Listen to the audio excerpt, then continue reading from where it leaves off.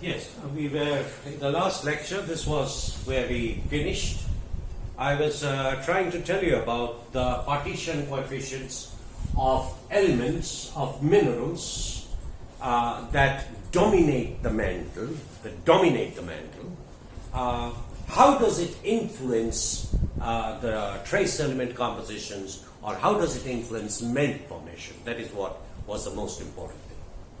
Now, you must understand one thing. So say, for example, all these elements, we will talk about rubidium, strontium later, just keep this in mind. Most of the, if we take out the amphibole, it's not a major phase in a mantle. And plagioclase ledrolites in the mantle, they occur at the lowest part, the most shallower part of the mantle. If we ignore that, then the dominance is about olivine, orthopyroxene, clinopyroxene, and garnet. And you know now that the garnet appears at higher pressures. Now the important point is all the rare earth element, especially these elements, they have values lower than 1. Partition coefficient values are lower than 1. That means most of these elements are incompatible. With what? With the mantle minerals. Only when at higher pressure garnet comes in, then you can see this group of elements, dysprosium, erbium, ytterbium, lutetium, in this zone. You see, now I must just tell you before I proceed. There are 14 rare earth elements, but if you see, I'm giving you 1, 2, 3, 4, 5, 6, 7, 8, 9 only. So there are 5 rare earth elements missing. It does not matter because we are just trying to understand how the overall thing reacted. Other things, certain other elements, it's not necessary to know this. So, if I take this, then most of the elements are incompatible. Only the heavy rare earth elements in the garnets have values greater than 1. That means those elements are compatible with garnet. But for amphibole, the range is much larger. We will at the moment not ignore it. And if you look at plagioclase, it's 1.50, only for europium. Now what happens, I will leave it for you to understand. I am sure that it has been told to you that this spike in europium is because of replacement of calcium, because the ionic radius of europium, I leave it to you. You know, this is, europium is the only mineral, not europium, cerium also. Cerium, all the trivalent elements are 3+. All the trivalent elements have a valency of 3+. Only cerium has also a valency 4+, where in a higher oxidation state, for example, in sediments, you have a cerium anomaly. Because cerium 4+ has a different behavior. Similarly, europium can also exist as EU2+ and EU3+. Now, at reducing conditions, like in the mantle, europium is 2+. Now, when europium is 2+, then it has an ionic radius very similar to that of calcium. And when this happens, a lot of europium replaces calcium. Have you understood? So what happens? Europium has a value greater than 1, whereas the others, you see, have a value less than 1.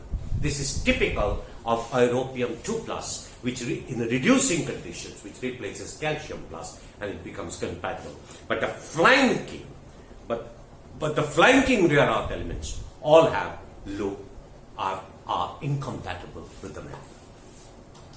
But if you have europium 3+, in case there is europium 3+, it will follow the same trend. It will not have a value of 1.50. It will have a value between 0.39 and 0.23. Somewhere in that range it will have a value if it is EU3+. But that is when it's an oxidizing environment.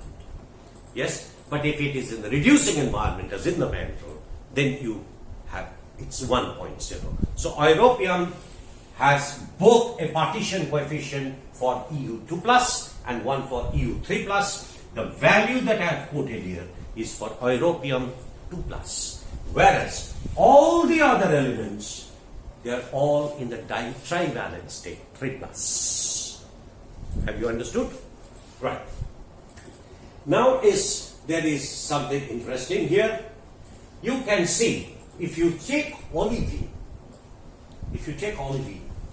you see the partition coefficients are more or less very low, 0.006, 0.007, 0.007, then it slightly increases, and you have reached values of 0.49. So, if you plot ionic radius,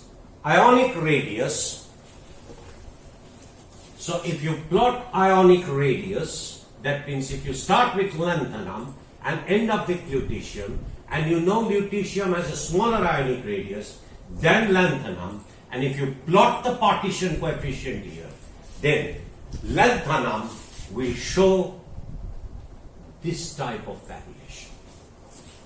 Have you understood? So lanthanum is low and increasing gently up to lutetium. That's for olivine.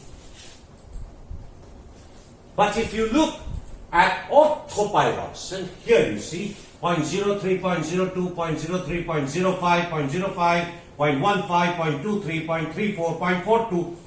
You see, it also has a similar pattern, but only thing the partition coefficient values are 10 orders better. You see, this is 0.007, this 0.03, 0.006, 0.02, but it sort of converges at the last value. So what is happening is, so orthopyroxene will have a range like this, OPX. Now if you look at clinopyroxene, 0.056, you see the value is higher now. 0.056, 0.092, 0.23, 0.445, and it goes on increasing. So obviously, clinopyroxene also has this type of a pattern. This is clinopyroxene. But the partition coefficient value of 1 is somewhere here, because all of them are essentially incompatible.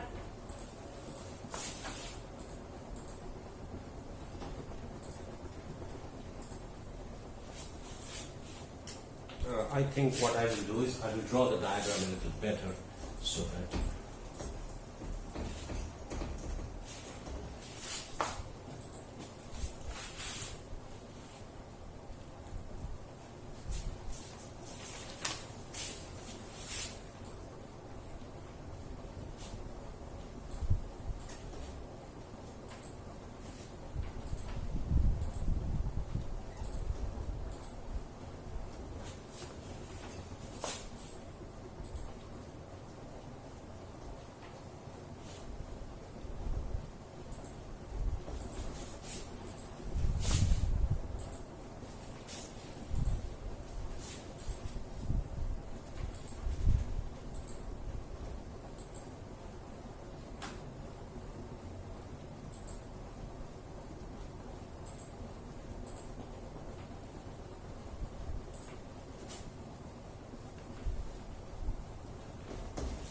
if you take this diagram, and this is partition coefficient, so olivine is something like, this is olivine,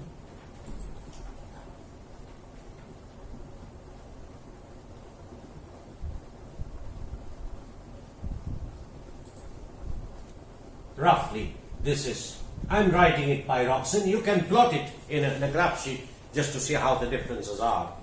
0.06. Then you have, but if you take garnet, then the garnet value is 0.001. So it's something like this. But this is the value 1.0. and garnet.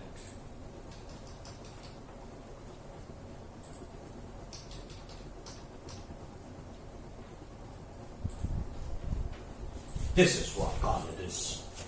And if you take plagioclase,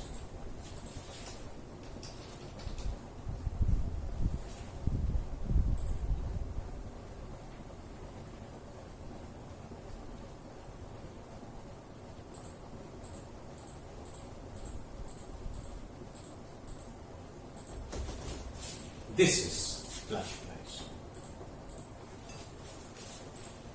No.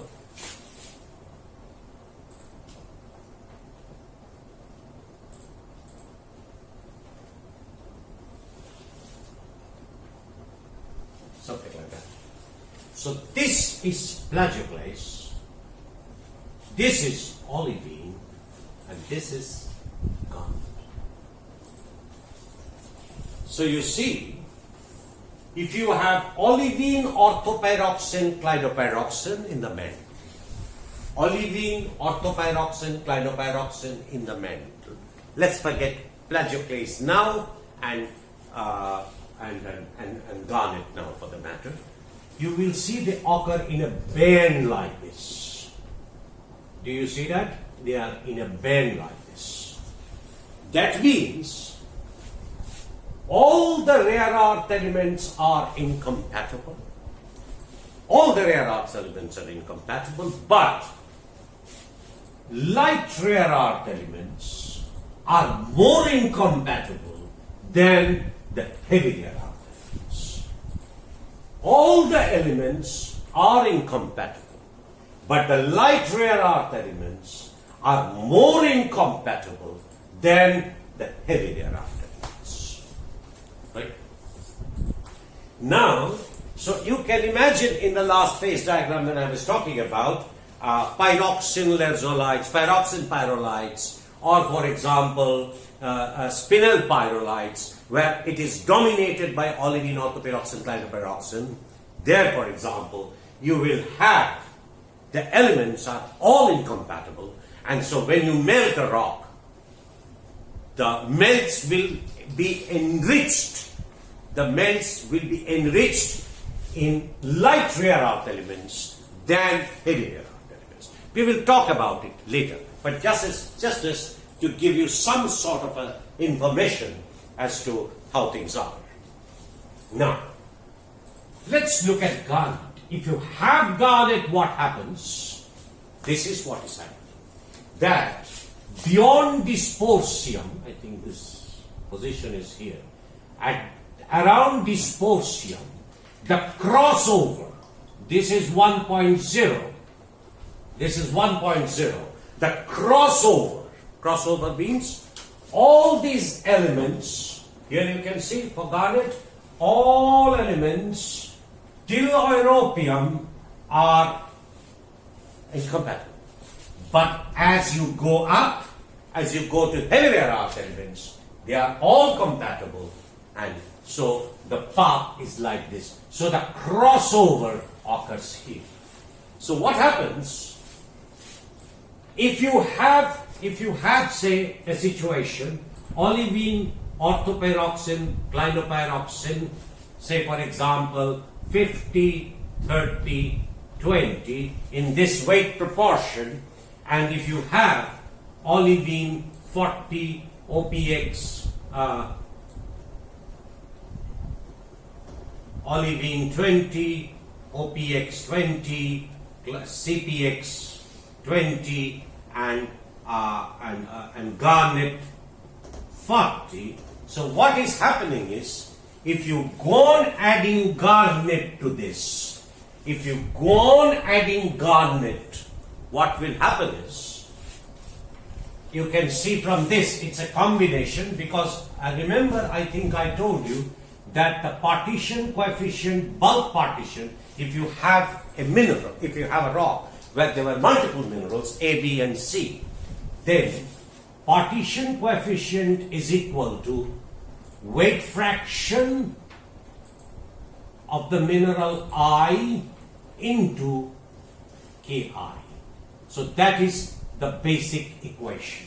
That means weight fraction into the partition coefficient. So let us see how you calculate it. Say for example, if you have a low pressure mantle where you have olivine, orthoperoxen, clinoperoxen, and say you are taking lanthanum, then the bulk partition coefficient of lanthanum would be equal to, you can see for olivine 50, so it is olivine 50 means 0.5 into 0.007 for olivine, the contribution.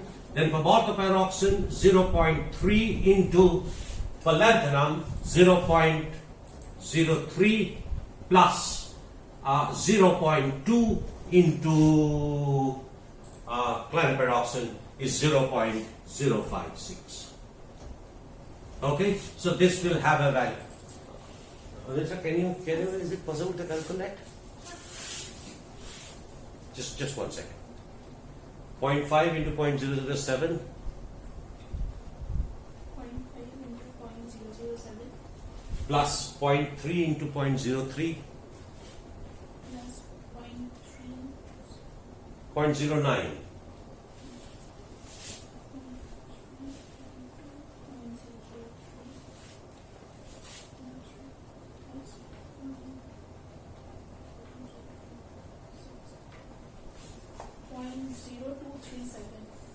just check it up by that. So this according to is rechecking it.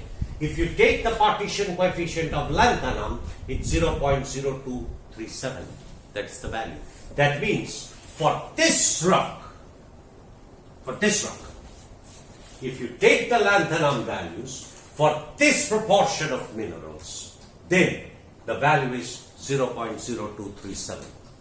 That means not only for the individual mineral, but for the bulk rock with this partition coefficient, it has a very low compatibility. But if you take, instead of lanthanum, you take say lutetium, then this value would still be lower than 1, but it will have a different value. So that means both lanthanum and lutetium, it's right. Okay. So what happens if it is lutetium? You can check. Can I give you the values? Instead of first one, instead of 0.007, you can write 0.045. Next one, instead of 0.03, you can write 0.42. And for clinoperoxen, if you replace 0.056 by 0.506. 0.2497. Yeah. 0.2497. Now you see, for this rock with this composition, it is corona. Huh? So for lanthanum, the value is 0.237, and for lutetium, for the same mineral, so it's 0.2497, which means both are incompatible, but this one, lanthanum, is more incompatible than lutetium. Now let's say we calculate the two values. So I think I will erase this. Let's say we take a high, say this is a low pressure mantle, olivine, orthoperoxen, clinoperoxen. If we take a high pressure mantle, say we take olivine 30, olivine 10, OPX 20, CPX 20, and garnet 50. So, Anisha, can you multiply? Point for lanthanum, first for lanthanum. For lanthanum, olivine is 0.1 into 0.007. 0.03, 0.2 into 0.03. 0.2 into 0.03. No, 0.2 into 0.056 0.2 into 0.056. and 0.5 into 0.001. 0.5 into 0.001. 0.0184. Yeah. So K lanthanum will be 0.0184. But if we change it to lutetium, then you see the value will be 0.1. You're doing Yes, sir. 0.1 into 0.001, 0.2. No. Sorry. Point one Oh. into 0.001. No. 0.1 into 0.045, 0.2 into 0.42, 0.2 into 0.506, 506. and 0.5 into 6.95. 6.95. Hmm. 3.6647. 3.6647. Now you see, if you have these are huge values. Now you see, for lanthanum, if you take this type of a mantle, and because it contains high proportion of garnet, which has compatible heavy rare earth, high values of compatible heavy rare earth elements. So for lanthanum, for example, this value is 0.184, very incompatible. But if you take lutetium, it's compatible. So when you melt the high pressure garnet, lutetium will be held back and lanthanum will be transferred to the melt. So in the melt, the lanthanum by lutetium ratio will increase. Right? Lanthanum by lutetium ratio will increase.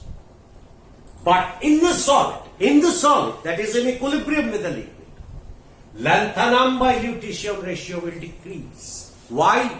Because lutetium is compatible, it holds back. Have you understood? So once again I am repeating. If you take this high pressure melt with these values of lanthanum and lutetium, then what happens? Since lanthanum is very incompatible, lanthanum is released into the melt, in the high pressure melt. And lutetium has a value of 3.6647 for the same this thing. That means lutetium, because it's compatible, it will be held back into the residue. It will be held back in the residue. So what is happening? Lanthanum by lutetium ratio will increase in the melt. That means the partially molten mantle from which a melt has been extracted, the lanthanum by lutetium ratio will decrease. Have you understood? Lanthanum by lutetium ratio will decrease. So it depends on these ratios whether you're looking at the melt or whether you're looking at the residue.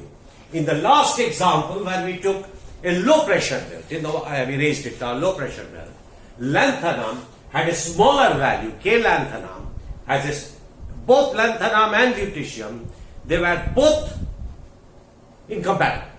But lanthanum was more incompatible with respect to lutetium. So what will happen? If you melt the mantle, both lanthanum and lutetium being incompatible would be transferred into the melt, but more of lanthanum will be transferred into the melt than lutetium. So what will happen is lanthanum by lutetium ratio will increase. But here the increase is severe. Have you understood? So that is the most important part of the thing.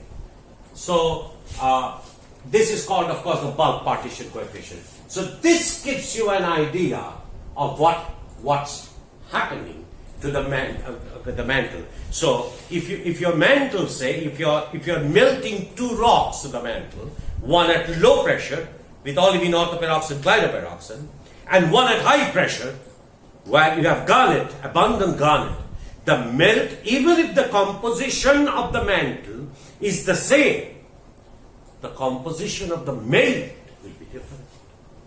Because the rare earth element signatures will be completely different in both sets of melts. There will be lanthanum by lutetium ratio will be higher, but La by Lu ratio will be higher, but the magnitude of it will be completely different. So, what is happening is, what I am trying to impress upon you is, the mineralogy of the mantle. The first is, even if the mantle was chemically homogeneous, assume that the mantle is chemically homogeneous, even if you take that mantle, because of those phase transitions that I have shown you, the location of melt generation, the location of melt generation, that means the depth at which melt is generated, the mineralogy of the mantle will control what will be the composition of the crust. Have you understood? That is the most important part. And now you can, this is where you have a chemically homogeneous garnet. Even if you have a chemical homogeneous garnet and you have subsequent phase transitions, the melt generation, depending on the depth, would be very different element characteristics because of the different, tremendously different values of lanthanum and lutetium, and very different values of lanthanum and lutetium, or the rare earth elements together, whichever way you take it. Now, if you impose that now here there is an important point. See, I have been telling you so long that let's start with a chemically homogeneous mantle. So, we start with the homogeneous mantle where phase transitions occur. What phase transition does? Changes the mineralogy, not the composition of the mantle, the mineralogy. Depending upon the mineralogy, the composition of the melt will differ because the bulk partition coefficient changes, as I have shown you. But the other thing is also equally important. When the melt is extracted from the mantle, you get a residual mantle. Now that residual mantle will not have the same composition of the original mantle. Right?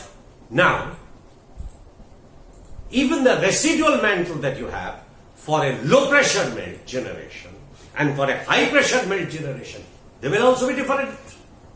So what you are doing, because of this melt extraction from the mantle and passing it into the crust, what you are doing is inducing chemical heterogeneity in the mantle, depending upon which location of the mantle did you melt.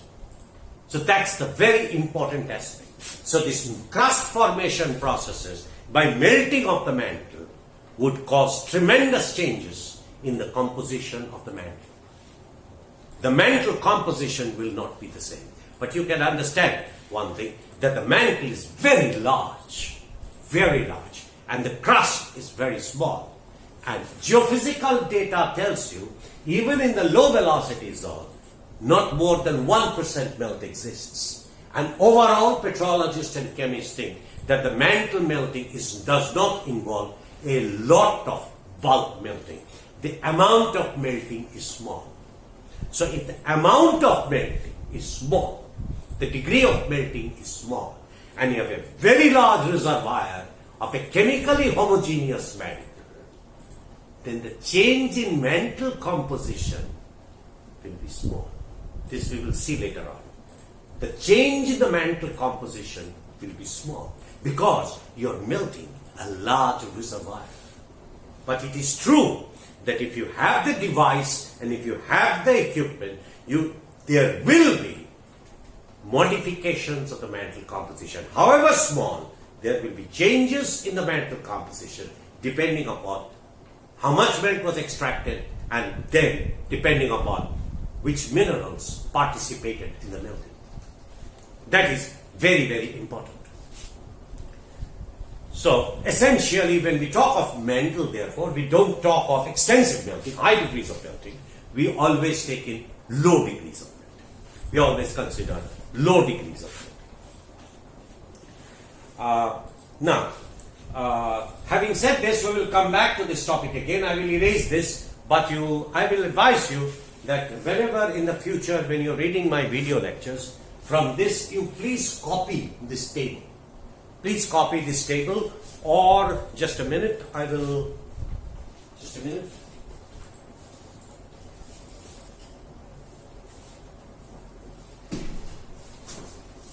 I will tell you where I got this table from, so that if you have the book, you can.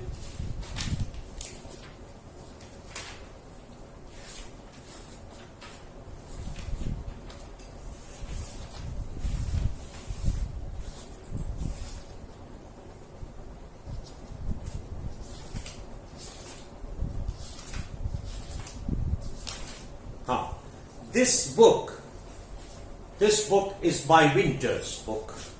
This is John Winter, Igneous and Metamorphic Petrology, and I took this from chapter 9, and the table is 9-1, and it comes in page number 157 of this edition. I don't know where it comes in the second edition, but it is on trace elements, and you have to read the chapter, and this on trace elements, and it is table 9.1, so first table of chapter 9, and in this edition it occurs in page 157. I think it is better that you write it down, because there are some other elements in the table like nickel and chromium, and you can start thinking about it when I tell it. But for the moment I will erase this. Just remember this diagram in your mind, that olivine, orthopyroxene, pyroperoxene all fall in band. Light rare earth elements are more incompatible, heavy rare earth elements are less incompatible, but all elements are incompatible. Garnet, heavy rare earth elements are compatible, light rare earth elements is not compatible, is incompatible. And for plagioclase, we will talk about it later.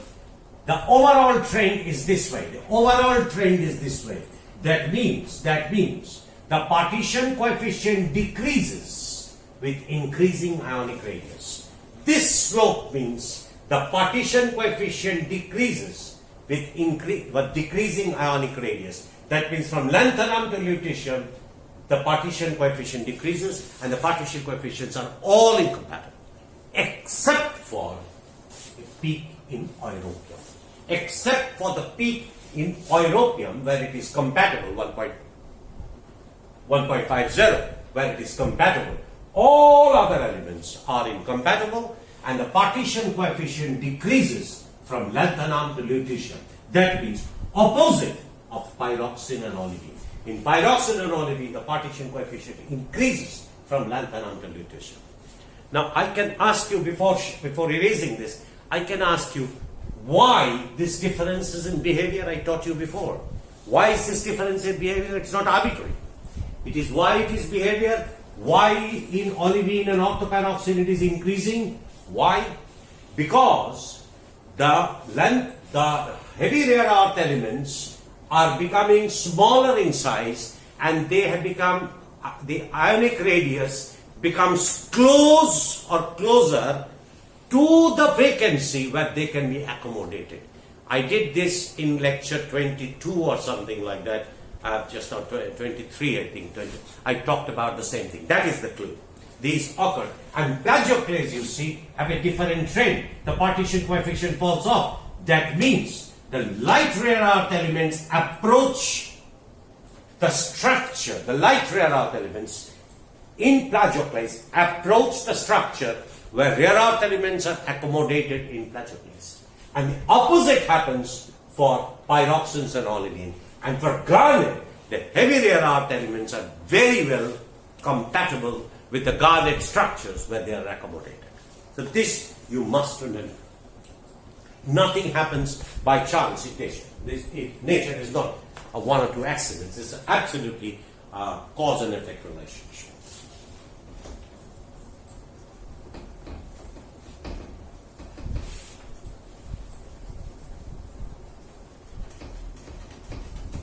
So next in the video lectures, when I present you, because now we will be going into this domain, I expect you that you will keep the table in hand, so that if there is any doubts, you can get it clarified right there.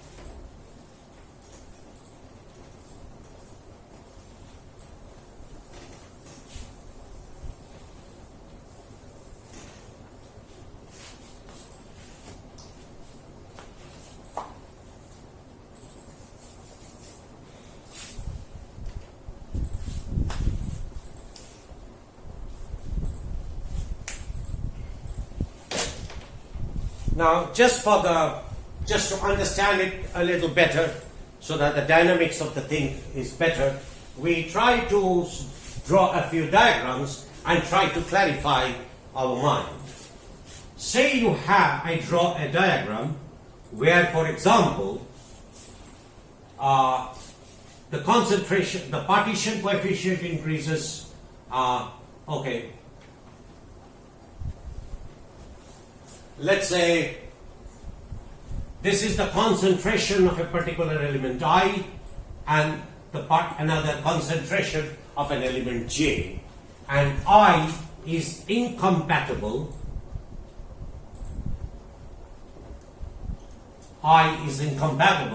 And J is more, or J is also incompatible. Let's start with a simpler one. Is also incompatible. Okay? So, we draw a diagram where you have the concentration of I and concentration of J. I and J are two elements, like lanthanum, lutetium, two elements. Both of them are compatible. Let's say this is the composition of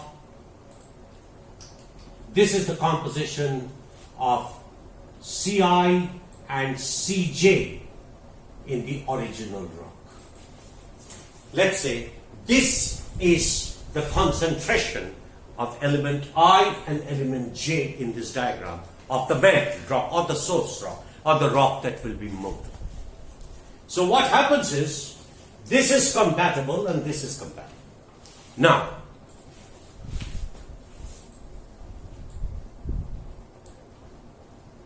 if you melt this rock with these concentrations, it could be a concentration here, it could be a concentration here, it doesn't matter. How will the melt composition change?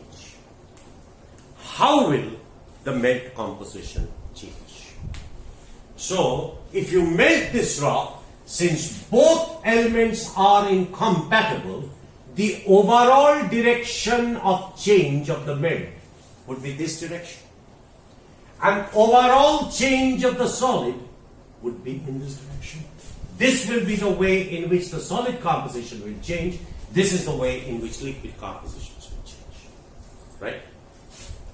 Now you see, I divide this into 4 halves. This, because the two elements are incompatible, if you melt them, they are going to be enriched in the liquid, and therefore the solids, it will be depleted because they are being transferred to the melt, preferentially transferred, so the solid will become depleted. So the solid composition should change in this direction, the liquid composition should change in this direction. But you can ask me, the arrow you have drawn is at 45 degrees roughly. Why not here? Why not this way? Yes, you're right. It could be anywhere in this quadrant. It could be anywhere in this quadrant. What will dictate it?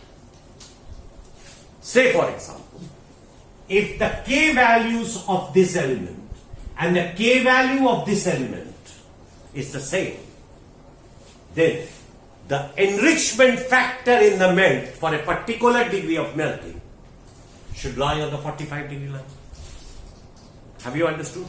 But say, if this is more incompatible and this is less incompatible, now what will happen?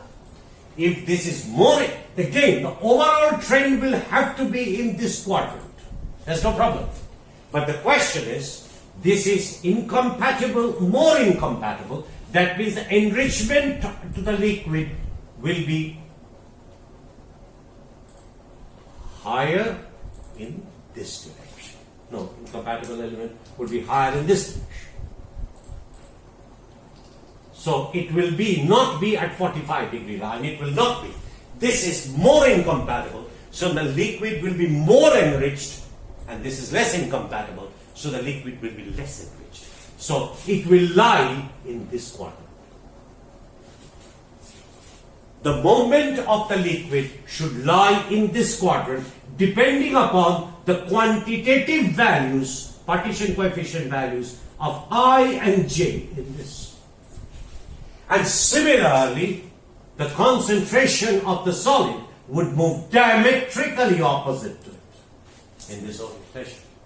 But if for example, if I erase this and this I say less and this is more, then of course this would be the direction of the liquid and this would be the direction of the solid. So it would depend on, but both are compatible, the liquids will be enriched in both elements, but the slope, the direction of change would be found of compatibility relations. Have you understood? The one which is more incompatible should be more enriched in the liquid, and those which is less incompatible should be less enriched in the liquid. So in this case, when this is more, it's more incompatible than this. But in the earlier case, it was just the opposite. So for example, again, let us try this. Say for example, Ci, let's say this is compatible, and Cj, this is incompatible.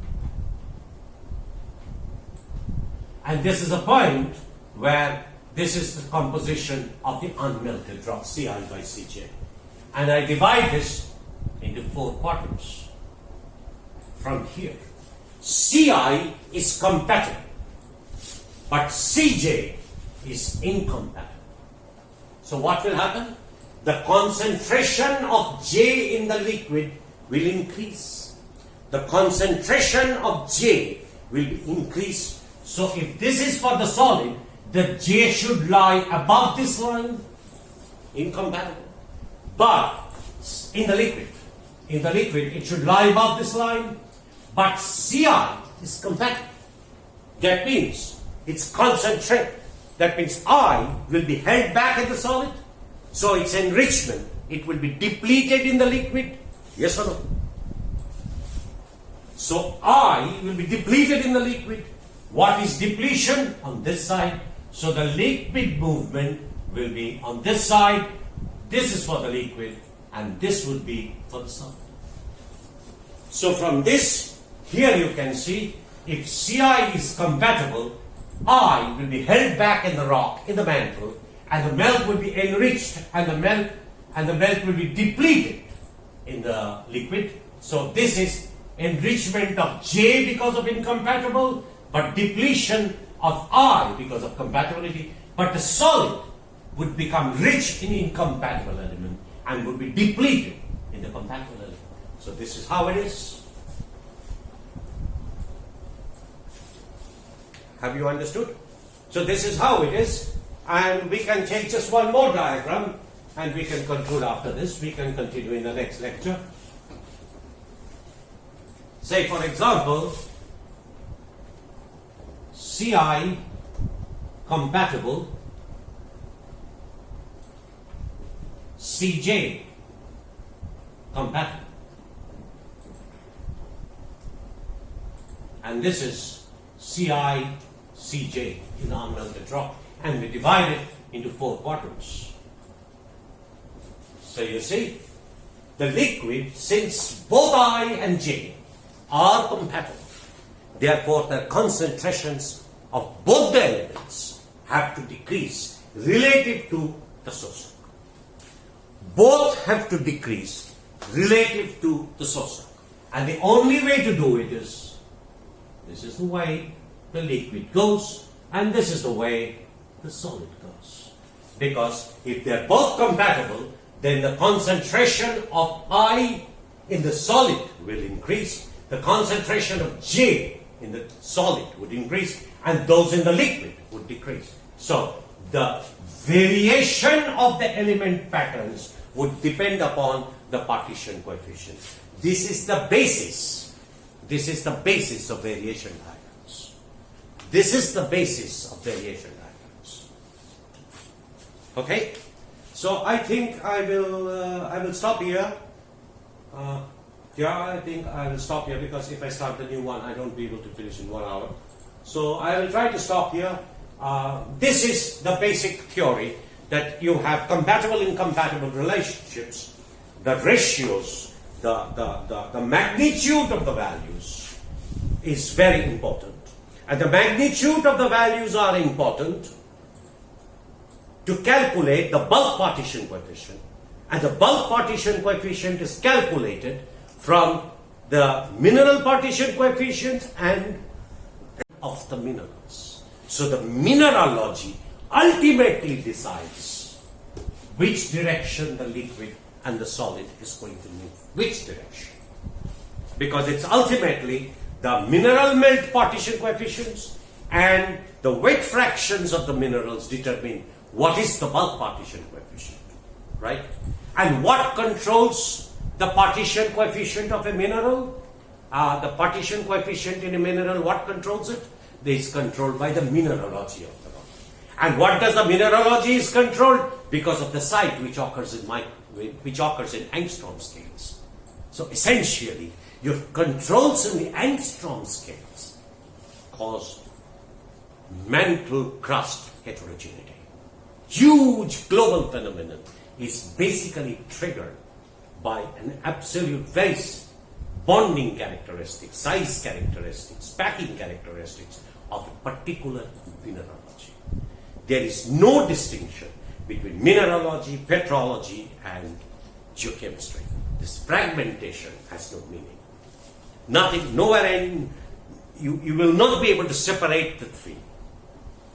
You will not be able to separate the three. And another thing I must tell you before I wind it up. Remember the phase diagrams that we studied when we were talking of melting? You know, it starts at the eutectic melting. Now, when the degree of melting is small, as in the mantle, as suggested by the geophysical data and is suggested by petrology geochemical analysis, if the degree of melting is small, then the mineralogy of the rock varies as more and more melt is extracted. This you can imagine from the phase diagram. But low degrees of melting would require all the minerals to be present in the proportion they are.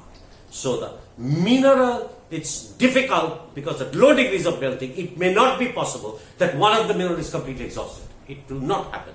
This happens when the melting is high. The degree of melting is high. Normally, that does not happen. This is what you know as batch melting. Have you understood? We will elaborate on this a little later. Yeah? Thank you.